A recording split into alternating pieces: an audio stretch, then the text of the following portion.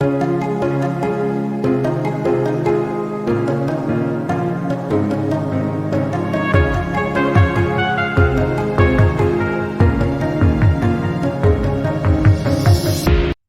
morning, everyone, and welcome to episode 90 of Words of Wisdom. I'm Marlena Moore, personal fulfillment coach and founder of the Time Finder Secrets course, and I'm on a mission to help people pleasers rediscover their self-worth so they can start putting themselves first and live happy, fulfilling lives. For more videos every week that motivate and inspire you to live life to the fullest, click the subscribe button and hit the notification bell so that you never miss an upload. In today's episode, I want to talk to you guys about this really important concept.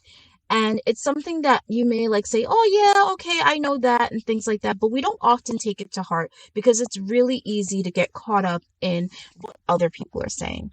And it's really simple. What you think of yourself is far more important than what others think of you. Really simple, but so important and so profound, because when you start to subscribe to what other people are saying about you, what they think of you, or you start to wonder what people are thinking about you and start to kind of shape your reality and shape your personality based off of what people will like, you start to become less and less of you.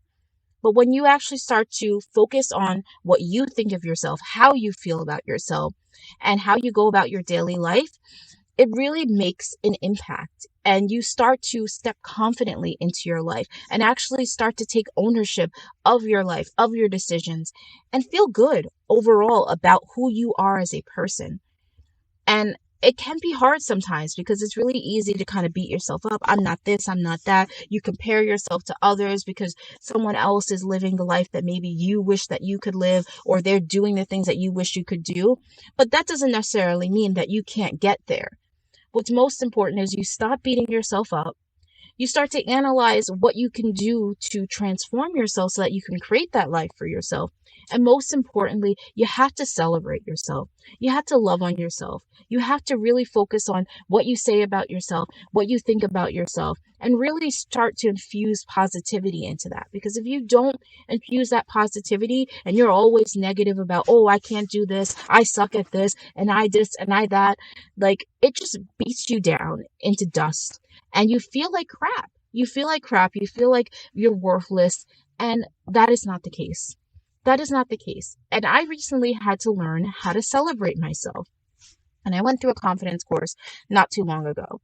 And I'm starting to infuse those practices into my daily life and I'm starting to celebrate myself a lot more, because I find that I beat myself up when I'm not able to finish all of the tasks that I want to complete, or I'm exhausted after a long day of babysitting and I don't get a chance to work on my business, or there's a pile of dishes waiting for me and I kind of put it off to the last minute to clean, or I just do anything that I feel like is not okay or just wrong or what have you. I'll beat myself up, but I kind of forget about all the other important things that I do that I should be celebrating, like showing up here on video at 1 o'clock in the morning. How nuts is that? Most people will be like, don't you sleep? It's like, oh yeah, I do sleep. I absolutely sleep. But this is also important to me and I show up for that. It's like I had a long day of babysitting yesterday, and thank goodness for coffee, because otherwise I would not be awake right now. But it honestly is something to celebrate, because the old Marlena would still be in bed or be pushing this off and I'll get to it later or what have you. And I've learned that, I've developed a resilience to show up when most people won't show up.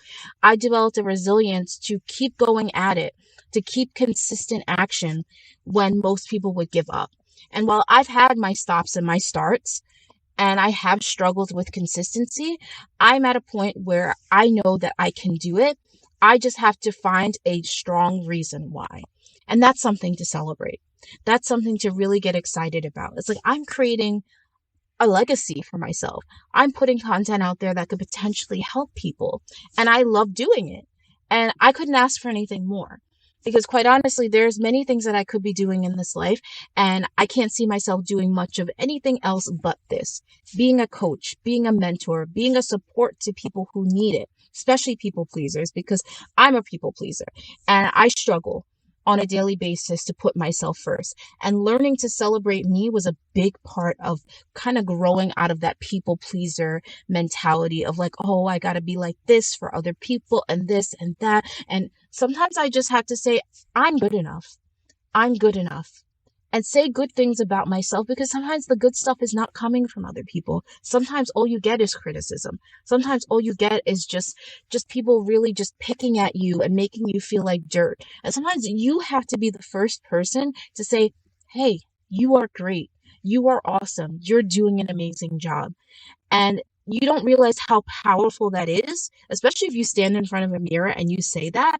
Like, you don't realize how powerful it is. And I feel like tears coming up because sometimes, like, when you don't hear it from others, but you hear it from yourself, it may seem silly at first, but it's powerful.